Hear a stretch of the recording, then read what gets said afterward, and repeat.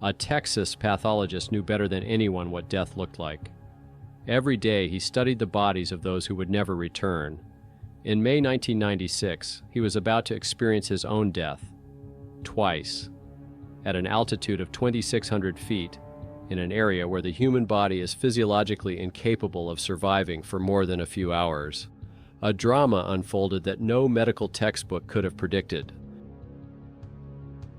At an altitude of 30,000 feet above sea level, rises Everest, the colossus of the Himalayas, where atmospheric pressure is only 30% of normal.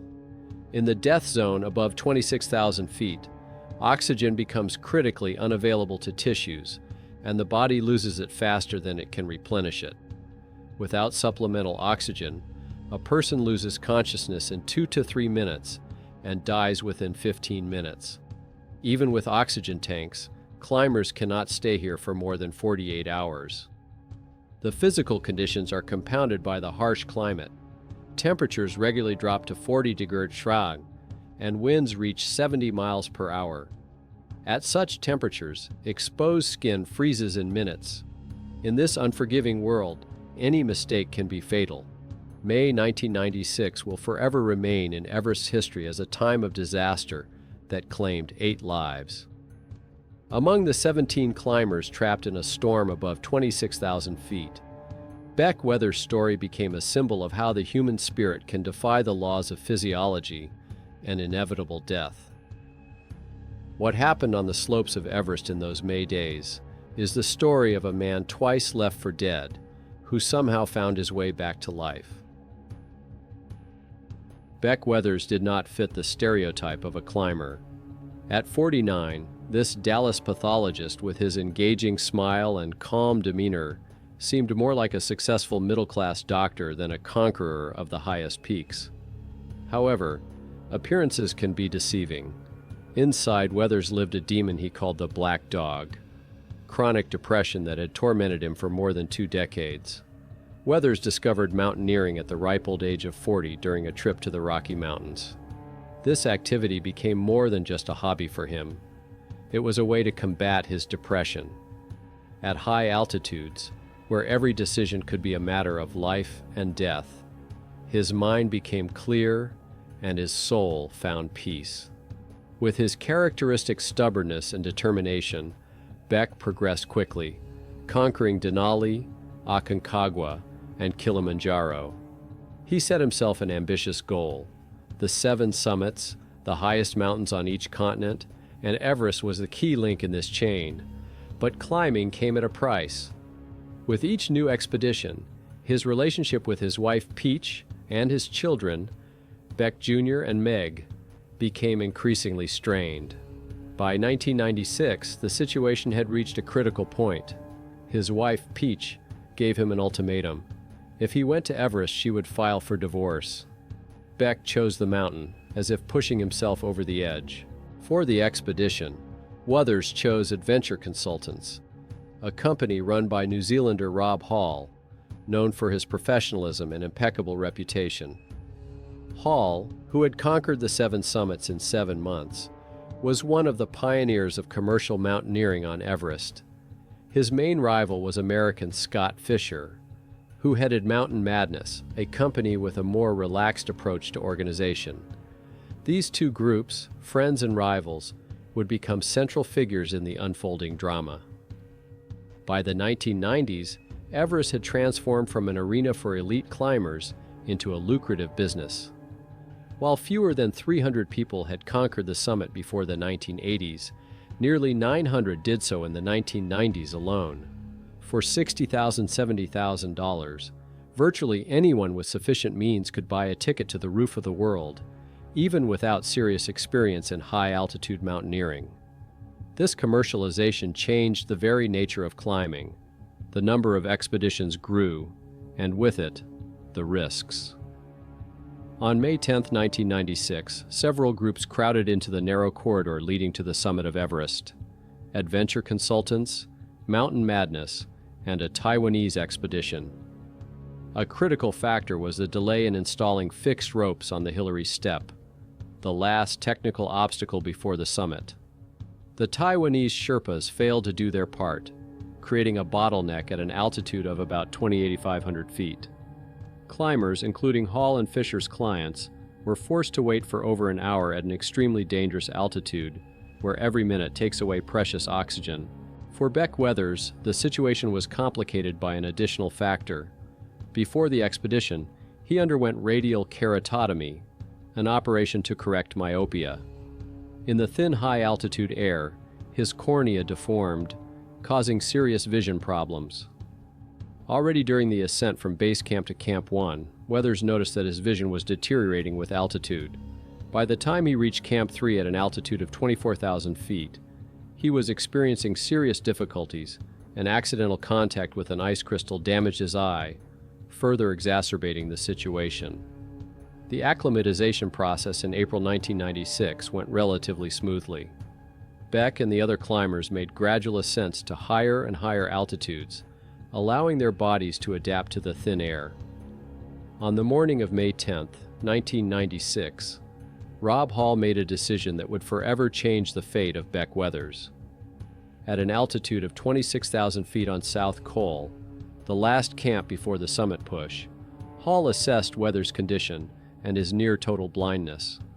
The route ahead included the Hillary Step, a narrow rock section where the slightest mistake meant a fall of thousands of feet. The decision was obvious. Beck could not continue the climb. "If I descend from the summit and you're not here," Hall said to Weathers, "I won't know if you made it safely back to camp or if you fell to your death. Promise me you'll stay here until I return." Weathers agreed, unaware that this decision would put him in mortal danger, but ultimately save his life. Beck settled on the South Col, hoping that Hall would return for him in a few hours. At the same time, another group, an IMAX documentary crew, led by experienced climber David Breathless, was also preparing for the ascent. However, unlike Hall and Fisher's teams, they noticed signs of an approaching storm, increasing winds and clouds gathering over the mountain. Opting for safety, the IMAX team abandoned the climb and returned to base camp, a decision that saved their lives. In contrast to the caution of the IMAX team, the commercial expeditions continued their journey to the summit. Both Hall and Fisher, despite their experience, succumbed to summit fever, a phenomenon where the desire to reach the goal overshadows common sense. Hall, known for his discipline, set a deadline for returning, 2 p.m., regardless of whether the summit was reached or not. But when that moment came, both Hall and his client Doug Hansen were still climbing. Breaking his own rules set off a chain of events that would soon turn the mountain into a scene of tragedy. The phenomenon of summit fever is known in mountaineering as a psychological state in which the desire to achieve a goal overshadows rational risk assessment. On May 10, 1996, this phenomenon manifested itself in its most dramatic form. Doug Hansen, a 46-year-old postman from Washington, became a classic example of this condition. A year earlier, he had been forced to turn back just 300 feet from the summit. Now, having paid $65,000 and trained for a year, he was obsessed with finishing what he had started, despite being clearly exhausted. Hall, rather than insisting on a return, gave in to his client, breaking his own rule about when to turn back. Yasuko Namba, a 47-year-old Japanese businesswoman, exhibited similar behavior. Determined to become the second Japanese woman to conquer the 7 summits, she ignored signs of physical exhaustion. Weighing about 40 kilo, Namba moved slower and slower, but categorically refused offers to turn back. "She looked like a zombie," recalled one eyewitness, "but she kept going." Namba reached the summit around 3 p.m., when the weather had already begun to deteriorate. Sandy Pittman, a socialite and client of Mountain Madness, slowed the group down by carrying heavy equipment for an internet broadcast. Her decision to continue the climb despite her physical unpreparedness reflected the general mood: to reach the summit at any cost. By 3 p.m. on May 10th, the weather had deteriorated dramatically. The clear morning gave way to an approaching storm, with winds reaching 50-70 miles per hour. The temperature dropped to 40 degrees Fahrenheit, and visibility was reduced to almost zero due to heavy snow. The climbers, still on or descending from the summit, suddenly found themselves in a life-threatening situation. Neil Beitelman, a Mountain Madness guide, later described the conditions as being inside a milk bottle, an absolute whiteout where you couldn't even see your own feet. The group, which included Beck Weathers, who had been waiting for many hours on the South Col, and Yasko Namba, who was descending, was trapped. They were only 1,000 feet from Camp 4 but completely disoriented in the snowstorm. Weathers, almost completely blind, relied on others. Namba, exhausted from the climb, could barely stand. Guides Mike Groom and Neil Beitelman tried to lead the group, but conditions became increasingly unbearable. At a critical moment, Neil Beitelman made a decision that saved the lives of some climbers, but set off a chain of events that proved fatal for others in the expedition. The group stopped, unaware that they were only 80 feet from the edge of the Kangshung Face, a 7,000-foot vertical drop. A few more steps and they could all have fallen into the abyss. The decision to stop had critical physiological consequences. In extreme cold, movement is key to survival. Without constant physical activity, the body's internal temperature drops rapidly, leading to hypothermia. The group lay in the snow, gradually drifting off to sleep, which for many could have been eternal. The climbers tried to support each other, shouting and pushing their comrades who were falling asleep, but the storm made communication almost impossible. At this time, at an altitude of about 28,700 feet, on a narrow rocky ridge known as the Hillary Step, another tragedy was unfolding. Rob Hall and his client Doug Hansen were stuck during their descent. Hansen, completely exhausted after reaching the summit, lost the ability to move on his own. Hall, true to his principle of never leaving a client behind, stayed with him, despite the intensifying storm. Hall contacted base camp via radio and explained the situation. Guy Cotter, a fellow guide, begged Hall to leave Hansen and save himself, but he refused. Shortly thereafter, communication was lost. When it was restored, Hall reported only that Doug is gone. What exactly happened to Hansen, whether he died of hypothermia or fell off the cliff, remains unknown. Hansen's body has not been found to this day. After Hansen's disappearance, Hall was left alone at an altitude of nearly 6 miles, in the epicenter of the storm. Due to the severe weather conditions, a rescue operation was impossible. In one of the most touching moments of this tragedy, Rob was connected by satellite phone to his pregnant wife Jan in New Zealand. In his last conversation, he told her, "Sleep well, my darling. Please don't worry too much." Hall was the last of the climbers to die, having survived 2 nights on the South Ridge and part of the 3rd day. On another part of the mountain, Scott Fisher, founder of Mountain Madness, also found himself in a deadly trap. Weakened by illness and dehydration, he was unable to descend below 27,000 feet. Fisher, one of the strongest climbers of his generation, who had conquered K2 and Everest without oxygen, was found sitting in the snow, frozen, with his eyes open, staring toward the summit. In the midst of the storm, a heroic episode unfolded. Anatoly Bukriv, a Russian high-altitude guide from the Mountain Madness team, made 3 separate sorties from Camp 4 in an attempt to rescue the lost climbers. "I did everything I could, but the storm was stronger than us. Finding anyone in that darkness was almost impossible," he later recalled. Acting without oxygen support, relying only on his high-altitude acclimatization and experience, Bukriv managed to rescue several climbers, including Sandy Pittman and Charlotte Fox. However, he was unable to find Beck Weathers and Yasuko Namba. By this time, Weathers and Namba were in extremely serious condition. Hypothermia was progressing, causing a paradoxical reaction, a feeling of heat and a desire to remove clothing, even though the body was actually freezing. The night of May 10th to 11 was a test of human endurance. Beck and Yasuko lay in the snow, gradually sinking into hypothermic coma while the storm buried their bodies. The body, fighting for survival, constricts the blood vessels in the extremities in an effort to conserve heat for vital organs. This is a protective mechanism, but it leads to frostbite in the hands and feet, which are deprived of blood supply. On the morning of May 11th, Stuart Hutchison, a cardiologist with adventure consultants, accompanied by 3 Sherpas, set out to search for the missing climbers. They found Weathers and Namba lying next to each other, covered in snow. Hutchison cleared 3 inches of ice from their faces. Both showed signs of life: dilated pupils, barely perceptible breathing, but their skin was porcelain-like, a clear sign of severe frostbite. Based on his medical experience and understanding of high-altitude physiology, Hutchison made a painful decision. Beck and Yasuko were too close to death.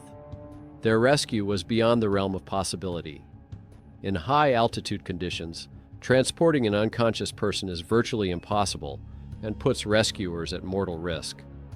Hutchison and the Sherpas returned to camp with the grim news. The news of Beck Weathers' death was relayed down the chain of command, first to base camp, then to the Adventure Consultants office in Christchurch, and finally to Dallas, where a phone call on a warm, sunny Saturday morning shattered the life of Peach Weathers. Beck was declared dead during the descent from the South Ridge. No one could have imagined that Beck Weathers' story would not end there. At the moment when the whole world believed him dead, his heart was still beating inside his frozen body, and his mind was fighting the darkness, preparing to make one of the most incredible comebacks in the history of mountaineering. At around 4 p.m. on May 11, 1996, nearly 15 hours after Beck Weathers fell into a hypothermic coma at a temperature of about 22 degrees, something happened that, from a medical point of view, borders on the impossible. His eyes opened. At first, his consciousness was clouded. Beck thought he was in his bedroom in Dallas, with the Texas sun shining through the window. But gradually, reality emerged through the veil of hypoxia. He was lying on the frozen slope of Everest, covered in snow. Weathers saw his right hand in front of him, gray, lifeless, resembling a piece of wood. In an attempt to clarify his condition, he hit the ice with his hand, and it made a sound like a wooden block knocking. That moment became a point of focus. Beck realized where he was and what had happened to him. I realized that I wasn't in my bed, but somewhere on a mountain, alone, and I didn't know where, he later recalled. One of the mysteries of this story remains why Weather was alone when he regained consciousness, even though he had been left next to Yasuko Namba. He later suggested that he may have regained consciousness between morning and afternoon, traveling about 50 yards toward high camp before losing consciousness again. There were no witnesses to confirm these movements, but what caused this amazing awakening? I opened my eyes and saw a crystal clear vision of my wife and children. It made me get up and keep moving, Weathers said. Neurophysiologists suggest that a powerful emotional stimulus may have triggered the release of adrenaline and other stress hormones, temporarily overcoming the effects of hypothermia and hypoxia. Weathers' condition was critical. His hands were completely frostbitten. His face was ravaged by the cold. He hadn't eaten for 3 days and hadn't drunk water for 2 days. In a state of severe hypothermia and hypoxia, with minimal visibility, he made the only decision he could: to walk. Driven by the vision of his family and a basic instinct for survival, Weather began to move. Every step was painful. His legs, frostbitten and like porcelain, struggled to maintain balance. His right arm was immobile in an unnatural position, and his left arm was partially functional. In this condition, he began his descent from an altitude of 26,000 feet, guided by faint landmarks and instinct. I couldn't see the route, Weathers recalled, but I felt I had to keep going. I believed my family was waiting for me. This journey, in a semi-conscious state, at the limits of physical endurance, became one of the most incredible displays of the human will to live ever recorded in extreme conditions. At around 6 p.m., as the sun was setting, Beck Weathers appeared at the door of the tent in high camp at an altitude of 26,000 feet. The shock of the climbers who saw him was unimaginable. "I couldn't believe what I was seeing," recalled climber Todd Burleson. "This man had no face. It was completely black, like a hard crust. His jacket was unbuttoned to the waist and full of snow. His right arm was bare and frozen above his head. His skin looked like marble, white stone, without circulation." "You won't believe who just arrived at camp," was the message relayed by radio to base camp. The response was realistic, but hopeless. "That's interesting, but it doesn't change anything. He's going to die. Don't bring him down." This information was not relayed to Beck. The medical reality was grim. With such frostbite and in such a condition, the chances of survival were close to zero, especially considering the upcoming descent through dangerous areas that required the use of hands. Burleson quickly gathered his thoughts and took Weathers to the tent of the late Scott Fisher, where he was wrapped in 2 sleeping bags, warmed with hot bottles, and given steroids to combat brain swelling, a common complication at extreme altitudes. However, full treatment required evacuation to lower altitudes. When Peach Weathers received word that Beck was still alive, the information was presented cautiously so as not to raise false hopes. However, she saw the situation differently. If Beck was able to stand up and walk to the camp, then he had a chance. An unprecedented rescue operation began. The South African expedition, which was at base camp and had not ascended on May 10th, helped coordinate communications. The IMAX team, which had abandoned the climb due to the weather, provided oxygen tanks and other resources for the survivors. But the key question remained: how to get Beck down the mountain? On May 12th, a Nepalese Army helicopter piloted by Lieutenant Colonel Madan Khatri Chetri was organized. Flying at such an altitude was considered virtually impossible. The thin air did not provide enough lift for the helicopter, and any change in weather could lead to disaster. This was the first attempt at a helicopter evacuation from an altitude of about 20,000 feet. Before the helicopter could arrive, Weathers had to be lowered to the landing zone. With the help of Sherpas and other climbers, he was transported down the Lhotse Wall, a process that took several hours due to his condition. The helicopter made 2 flights, first evacuating another casualty, Makoto Gao from the Taiwanese expedition, then returning for Weathers. The flight was on the verge of the possible. The pilot maneuvered in strong winds and thin air, at the limit of the aircraft's technical capabilities. Weathers was taken to a hospital in Kathmandu, where treatment for his frostbite and other injuries began. At the Kathmandu hospital, Beck received initial serious treatment, but the main treatment awaited him in Dallas. A medical examination confirmed the extent of the damage. Frostbite affected his face, nose, right arm, left arm, and both legs. The tissue necrosis was so deep that amputation was inevitable. When Weather returned to Dallas, he was greeted by his wife Peach and their children, Beck Jr. and Meg. Despite his disfigured face and bandaged hands, Peach hugged her husband and said the words that marked the beginning of their new journey. "You're home, and that's what matters."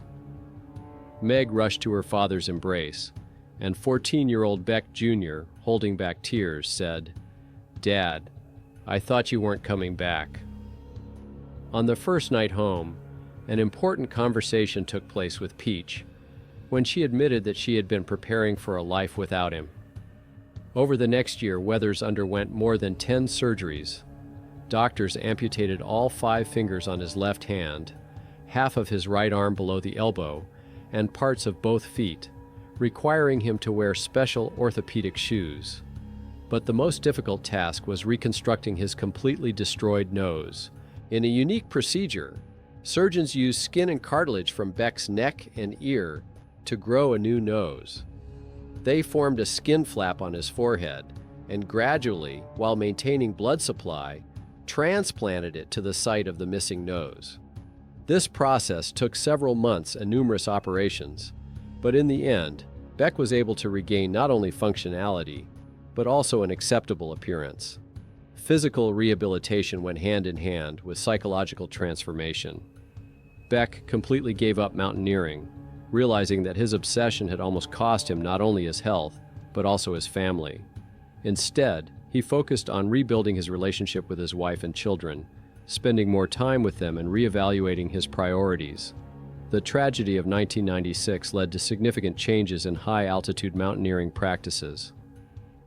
Stricter safety measures were introduced, strict adherence to turnaround times, improved weather forecasts, and mandatory additional oxygen supplies.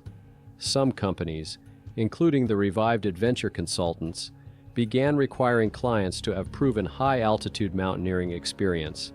8 lives were lost in that storm. Rob Hall, Scott Fisher, Doug Hansen, Yasko Namba, Andy Harris, and 3 Indian climbers who were ascending from the north side. Wathers wrote the book Left for Dead and became a motivational speaker, sharing his story with thousands of people. His speech is focused not so much on survival as on reevaluating values and the importance of human relationships. His key message is encapsulated in the words that have become a symbol of his incredible journey. Everest gave me more than it took away. I lost parts of my body, but I gained my family and a sense of purpose. Beck Weathers' story has gone far beyond the mountaineering community, becoming a universal metaphor for human resilience and transformation. In 2015, it was made into a movie called Everest, introducing millions of people to the drama that unfolded on the highest peak in the world. The tragedy of 1996 reminded everyone that mountain climbing is not just a sport or entertainment, but a serious challenge that requires a balance between ambition and safety. Everest remains a symbol of human aspirations, but also a harsh teacher whose lessons are sometimes paid for at the highest price. And Beck Weathers' lesson is perhaps the most important of all. The real summit is not a mountain, but the realization of what is truly valuable in life. Beck Weathers' story makes us think about the limits of human capabilities and what is truly important in life. But what if we look at these events from another angle? Was his choice to climb Everest at the expense of his family selfish, or is it a basic human need to test one's limits? Was Stuart Hutchison's decision to leave Beck and Yasko on the mountain ethical? Or do familiar moral rules cease to apply in extreme conditions? What would you choose if you were in Rob Hall's place? Stay with a dying client or save your own life, knowing that your pregnant wife is waiting for you at home? How far would you go to achieve your dreams?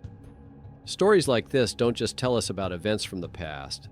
They raise questions that each of us must answer for ourselves. If this story touched you, like it and subscribe to the channel. There are many more incredible stories ahead about human resilience, choices, and the consequences we have to live with. Thanks for watching, and see you in the next episodes.